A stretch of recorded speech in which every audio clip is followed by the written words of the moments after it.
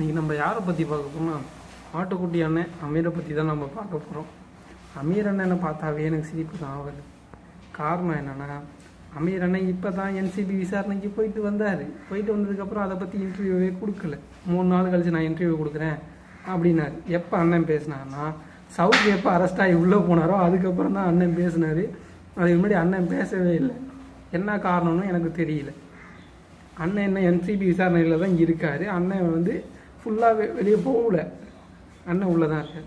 என்னடா இப்போ ஏன்டா பேசுகிறேன்னு கேட்டிங்கன்னா, உங்களுக்கு எல்லாத்துக்கும் தெரியும், சன் டிவியில் நம்மளுக்கு ஞாயிற்றுக்கிழமை 9 to 10 ராமாயணம் போடுறாங்க புதுசாக.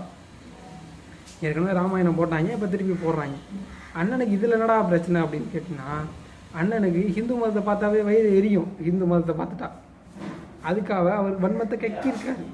எந்த இடத்துலனா, அவர் கடைசியாக கொடுத்த இன்டர்வியூவில் வன்மத்தை கக்கியிருக்காரு. என்ன கக்கியிருக்காருன்னா, சன் டிவிக்கு வேறு பொழப்பே இல்லையா, இதே வேலையா, இந்த ராமாயணத்தை தான் ஏற்கனவே தூர்தர்ஷனில் போட்டாங்கல்ல, அதை எதுக்கு இப்போ எடுத்து புதுசாக எடுத்து இவங்க ரிலீஸ் பண்ணுறாங்க. புதுசாக எடுத்து அவங்க திராவிட கட்சிகள் எப்படிலாம் வளர்ந்து வந்துச்சு அப்படின்னு சொல்லி அதை எடுத்து போடலாம்ல, அதை பார்க்குறதுக்கு ஆள் வேணும்னே. அது மட்டும் இல்லாமல் திராவிடத்தை பற்றி படம் எடுத்து போட்டானுங்க, முடிஞ்சு போச்சு. இவனுங்க பண்ண மொத்த ஃப்ராடு தானே, மொல்ல மாதிரி தானே, இத்தனை வருஷமாக ஏமாத்திருந்தோம் எல்லாமே வெளியே தெரிஞ்சு போயிடுவேன். உண்மையெல்லாம் நாங்கள் கத்தி சொல்ல வேண்டிய அவசியமே இல்லை. டிவியில் பார்க்குற எல்லாத்துக்கும் என் தெரிஞ்சு போயிடும் இவனுங்க என்ன மொல்ல மாதிரி தானே பண்ணானுங்க அப்படின்னு.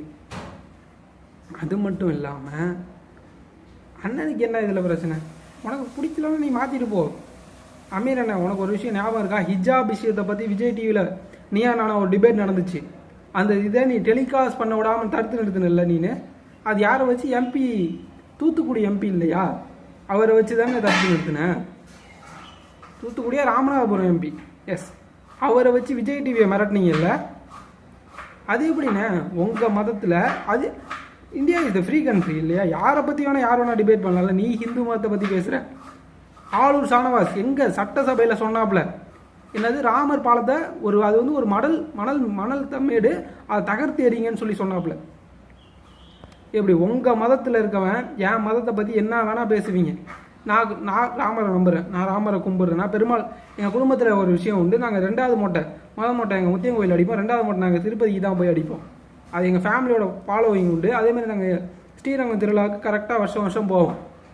அதுவே எங்கள் வீட்டில் இன்னமும் நடந்துக்கிட்டு இருக்கு. நாங்கள் நம்புகிறோம். அதை எப்படி உனக்கு அது பிடிக்கல, நீ வேறு சாமி கும்பிட்றனா அது உன்னோட வச்சுக்கணும். அதை விட்டுட்டு உங்கள் இதில் எங்களோட இதை காட்டாதீங்க. அது எப்படின்னா ஹிஜாப், இப்போ என்னோட விஷயத்தில் நாங்கள் எங்கள் பொண்ணை இப்போ தாவணி தான் கட்டிட்டு போகணும்னு சொன்னால் உனக்கு அது பெண் சுதந்திரத்தை தடுக்கிறோம் இல்லையா. ஆனால் உங்கள் இதில் ஹிஜாப் தான் போட்டு போகணும்னு சொன்னால் அது ஏன் பெண் சுதந்திரம் வரமாட்டேங்குது? அதை பற்றி டிபேட் பண்ணதை நீ தடுத்து நிறுத்தின. அது டிவி சேனல் பயந்துக்கிட்டு நிறுத்தினானுங்க, அது வேறு விஷயம். இதை மக்கள் புரிஞ்சுக்கணும். உங்களோட இதை யார் தடுத்து நிறுத்துறாங்கன்னு பாருங்கள். இந்த விஷயமும் கேன்சல் ஆக மேபி சான்சஸ் உண்டு. ராமாயணம் போடாமல் நிறுத்தலாம் அப்படின்னு நம்புகிறேன். இவனுங்களோட இதை எங்கே இன்ஃப்ளூயன்ஸை காட்டுறானுங்கன்னு பாருங்கள். அவனுங்களோட மதத்தை பற்றி யாராச்சும் எங்கேயாச்சும் டிபேட் நடத்துனா அதை தடுத்து நிறுத்துறது. அதேமாரி அடுத்தவங்க மதத்தை பற்றி யாராச்சும் டிவியில் ஏதாச்சும் டெலிகாஸ்ட் பண்ணாங்கன்னா அதையும் தடுத்து நிறுத்துறது. இவனுங்களோட வேலை தான். உங்களுக்கு ஒன்று விஷயம் தெரியுமா, யூஎன்ஓ இது வரைக்கும் எந்த மதத்துக்காக எது ஆப்போசிட்டாக ஒரு டேட்டையும் இது வரைக்கும் ரிலீஸ் பண்ணதில்லை. ஒரே ஒரு மதம் உலகத்தில் அதுக்கு எதிராக அவனுங்க ரிலீஸ் பண்ணியிருக்காங்க அப்படின்னா அது ஒரே ஒரு மதம், இஸ்லாம் தான். இஸ்லாமோஃபோபியா அப்படின்னு சொல்லிட்டு யூஎன்ஓ ரிலீஸ் பண்ணியிருக்கு. டேட் May 17 நினைக்கிறேன். அந்த டேட்டில் இஸ்லாம் உலகத்தை எப்படி ஆக்கிரமிக்குது அப்படிங்கிறத நினைவு கூறுறதுக்காக அந்த டேட்டை அவங்க அனௌன்ஸ் பண்ணியிருக்காங்க. இதையும் நம்மளனா யூஎன்ஓவில் போட்டு பாருங்கள், கூகுளில் தெரியும். அப்போ இவனுங்க எவ்வளோ வெறி பிடிச்ச தனமாக அடுத்தவங்க அதை அழித்து அந்த இடத்துல இவனுங்க வளரணும் அப்படிங்கிறதுக்காக எவ்வளோ பொய் சொல்லி எவ்வளோ இது பண்ணுறானுங்கன்ட்டு.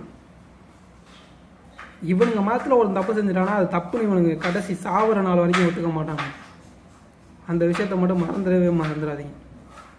தேர் ஆர் பிளட்டி கிரிமினல்ஸ். இதே அடுத்த மதத்தில் எவனாச்சும் ஒருத்தன் தப்பு செஞ்சுட்டான், மதம் இல்லை, அவன் மதத்தில் இல்லை, வெளியே எங்கே இருந்தாலும் சரி, அவனை கொண்டு பிஜேபி கூட லிங்க் பண்ணி பேசுவானுங்க. சாவர்க்கிற தீவிரவாதின்னு சொல்கிறானுங்க இல்லையா, அவர் இந்து மதத்தில் பண்ணிட்டாரு, அது பண்ணாங்க, இது பண்ணானுங்க. இவனுங்க கோயம்புத்தூரில் பாம் பிளாஸ்ட் ஆச்சுல்ல, அதை பற்றி பேச சொல்லுங்கள். அதேமாரி பெங்களூரில் பிளாஸ்ட் ஆச்சு, அந்த பாம்பை பற்றி பேச சொல்லுங்கள். ஆட்டோவில் போகும்போது அந்தங்க ஒரு பாம்பு பிளாஸ்ட் ஆச்சு, அந்த பாவை பற்றி பேச சொல்லுங்க. அதை பற்றி இவனுங்க மூச்சே விட மாட்டானுங்க சாவர நாள் வரைக்கும். இவனுங்களோட உண்மையான முகம் இதுதான்.